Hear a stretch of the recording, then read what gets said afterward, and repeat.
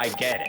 I'm gonna have to jump on GarageBand and start sawing something together. This is the Hal Spark Show, wow, and a guitar note, and then progressive, and all. Yeah, it's gonna be good. Hey Hal, did you mean something like this? This is the Hal Spark Show, wow, and a guitar note, and then progressive, and all. Yeah, it's gonna be good. The Hal Sparks radio program, mega worldwide. Yeah, it's gonna be good. Welcome back. So, much attention has been played to the Macron-Le Pen duel en France, where the right-wing Putin puppet, Marine Le Pen, also known around Kremlin circles as Mary the Pen, because that's how she takes a pen and gets you right under the jaw and twists it. It's her equalizer kill move. I'm kidding. She's called Mary the Pen because she boxes people in, and she pulls a lever, and then there's sharks with friggin' laser beams. I don't know, but she's been called the French Trump in drag by me just now. And he's and Emmanuel Macron, whose name could not be more French if his middle name was a curly mustache. And now she's coming across as like she's doing the Trump thing now, where everybody's like, oh, she sounds very practical and pragmatic, and she speaks very plainly, and she speaks like me. Yeah, she's lying essentially, finding centrist voters. Right, and let's be abundantly clear. The I think it's, let's see, which party is Jean-Luc Mélenchon is sort of the Bernie Sanders in this story. Okay. And the only reason that Marie Le Pen got within shooting distance, she was, and it's interesting that this story happens the way it does. She got 1 percentage point more than the far left candidate. Both of them are shy of the 27%. So it split 3 ways, almost, like it was 27.8 Macron. She got 23%, and Jean-Luc Mélenchon got 22%, approximately.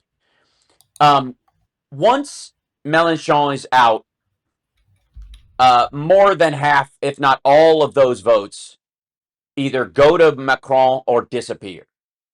They're not voting for Le Pen, and if they're far left enough where they just don't like Macron, they're not going to vote at all.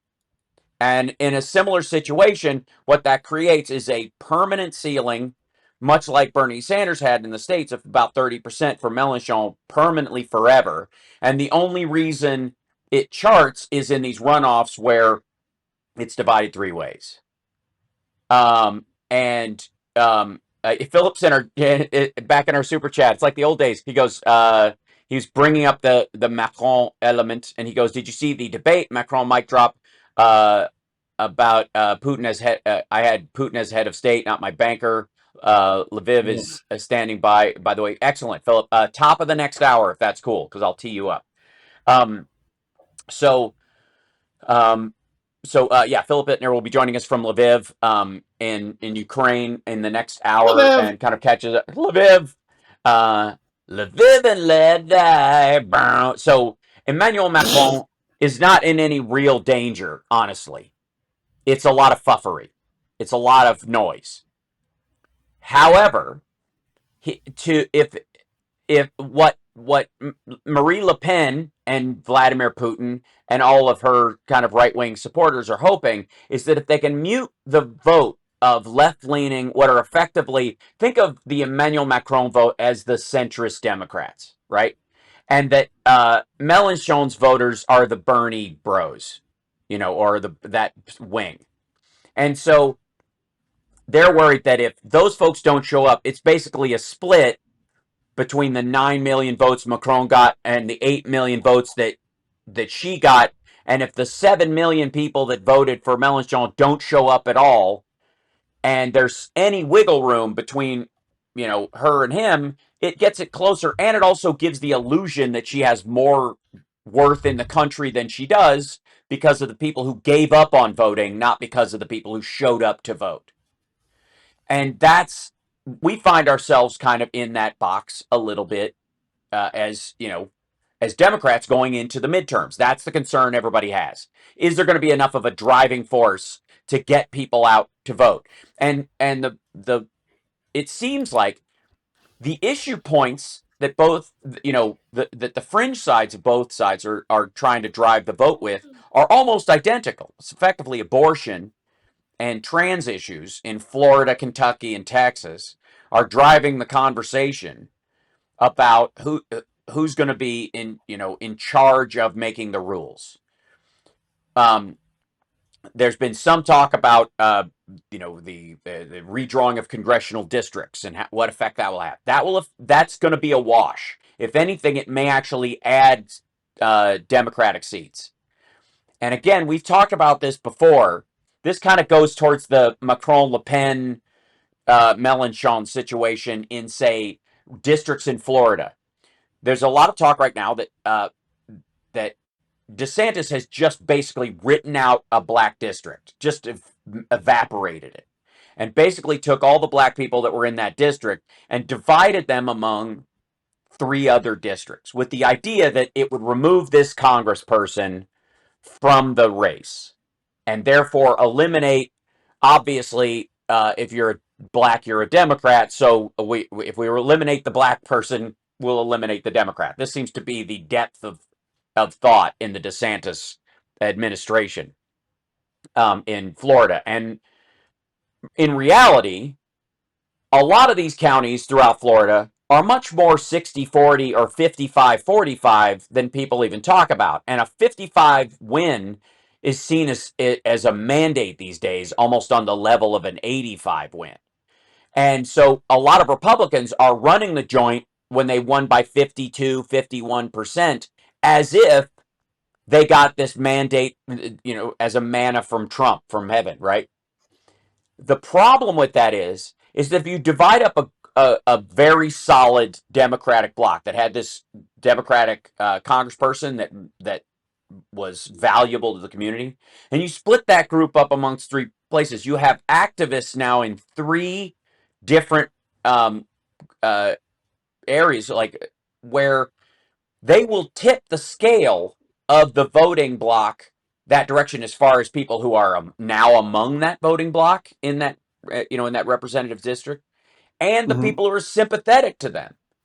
So there's a very strong chance that, like a lot of the strategery on the Republican side, that this action in and of itself, while they're like, look what we did, woohoo, they are shooting their guns off into the sky when they are effectively on the first floor and everybody running their party is on the second floor and they're just shooting holes in the roof. This may blow back on them more than people think. And I hope so. Yeah, and it seems to be that's the way it's leaning. We got to take a break. We'll come back after this, but I do want to address some of the concerns people have about the upcoming midterm election, because if you don't vote and you're then whatever the Republicans end up doing is on you. Period. If you don't vote for who's going to actually carry the day, then you're participating in these policies. You are advocating them. Period. Because you have one shot and you're not going to take it. We'll come back. Choose the less evil. Right. It's time! Less evil. Guess who's back? Back again. Hal Sparks. It's true. Tell a friend.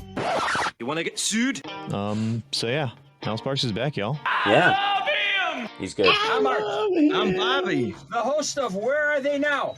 Now let's get back to the Hal Sparks radio program, Mega Worldwide. Hey, That's listen. right. Hey, listen. It's a good idea. It's good advice right at the end. Hey, listen. Also, if you're in the LA area, I will be Nerd Halen, my cover band, will be performing at the Viper Room this Wednesday. Very excited to do that gig You with lucky Ack. people living close to the Viper Room. With Ack. the all Ace Frehley cover band.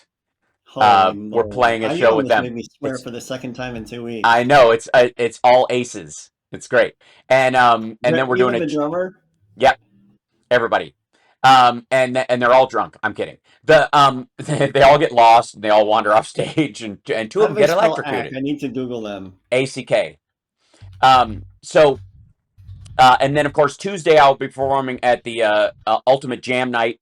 We're doing Relief for Ukraine. The proceeds from that night will go to support humanitarian relief for Ukrainian citizens in Poland and other places. We have some Ukrainian artists that are performing.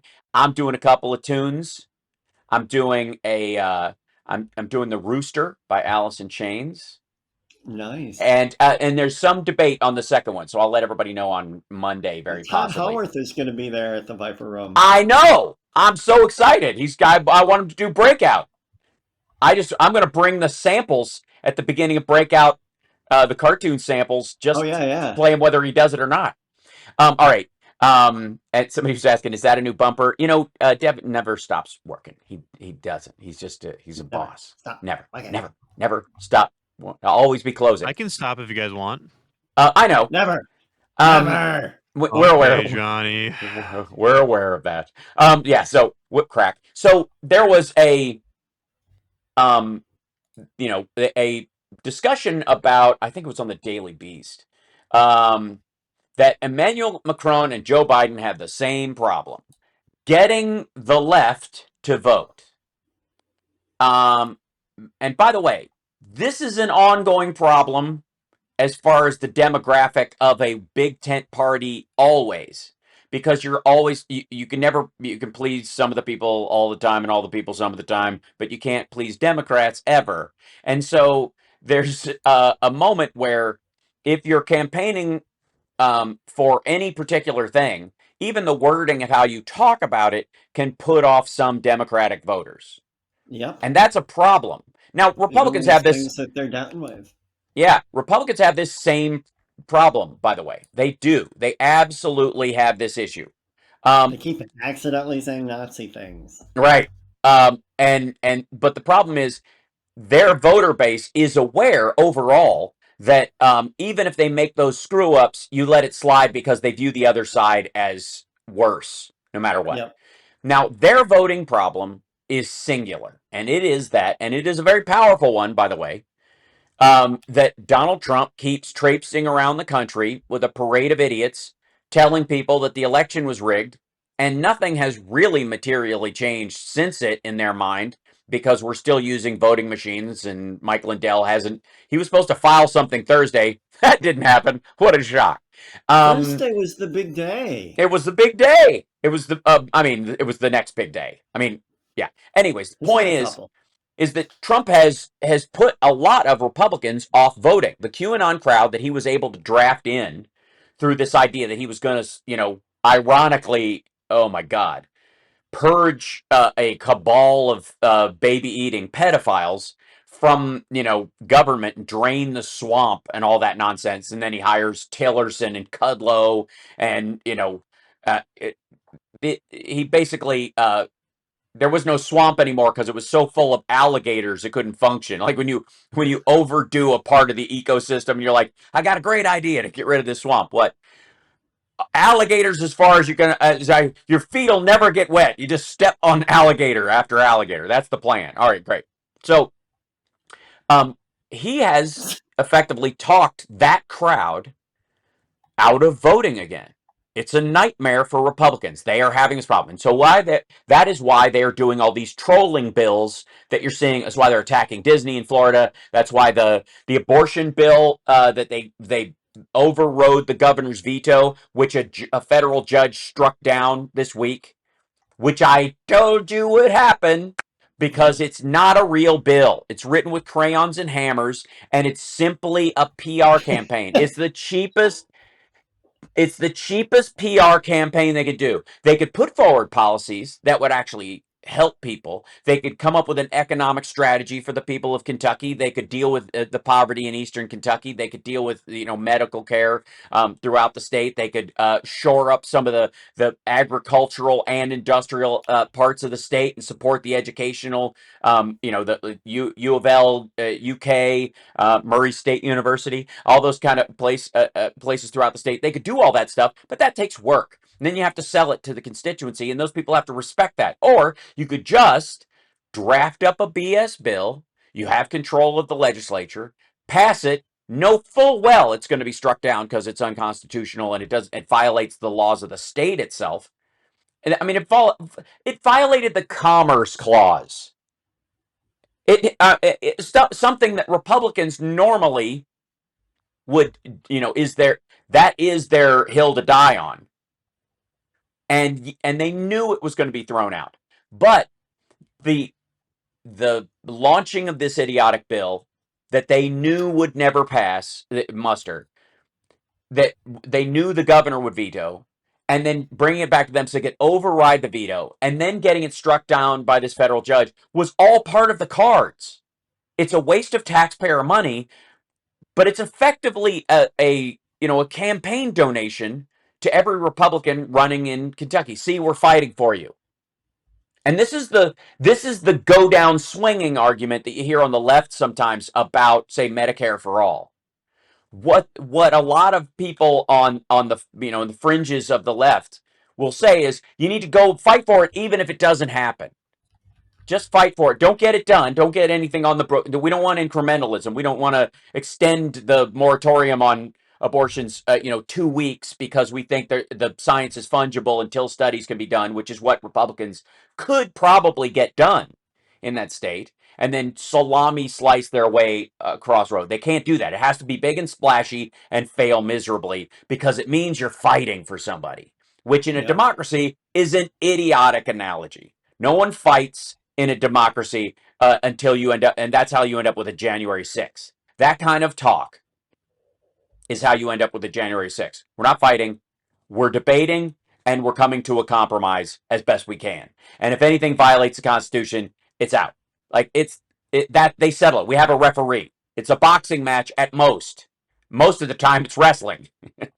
So the idea that you want somebody to fight for you, even if it fails, is moronic. What you want them to do is Katie Porter their way through it. And every time they present something, it makes a mark. It moves stuff forward. It's how, by the way, Biden got as gigantic a vote as he did. So this argument somehow that they're like, well, I don't think, we're not making any progress because we're not making all the progress, is playing into the hands of those very people. It's playing into the hands. It is the left's equivalent of Trump said the vote is rigged. That salami slicing is not enough. I want it all to happen. I'm here now. It is the evangelicals who believe that Jesus hasn't come back till I got here. Now it's gonna happen. And if it doesn't happen in my lifetime, I'm going to work with a bunch of nutty evangelicals and put a nuke under the temple on the mount to kind of force Jesus's hand. That was an actual plot, by the way. So understand this. If you're planning on sitting this one out, you're just giving that vote to the other side. The turnout this fall has to be enormous. That there's no point of a blue wave if it's just a tsunami every 15 years and everybody forgets about it. Yeah. It's got to be a blue tide. It's got to be a constant, respectful ebb and flow with other people in the country that you may disagree with, but constantly making progress. Because if you don't, then the last one didn't matter. If if somebody comes to you and they're in desperate trouble, like the people who needed the American Rescue Plan, like the people who needed the infrastructure bill to go through, and to continue the policies to try to build on what the Biden administration is doing, they desperately needed that. And then you give it to them, and then 2 months later, you kneecap them some other way. by not allowing the check to be cashed. You give them a check and you go, you wave, and you're like, I did it. You're welcome. And then 2 months, and then a year later, when the check comes due, you deny it. You're just like, nah, never mind. I was lying. I didn't want that. I was pretending I wanted to help. I got no skin in this game. This is an ego trip for me. If that happens, then the Republicans will take the House and the Senate.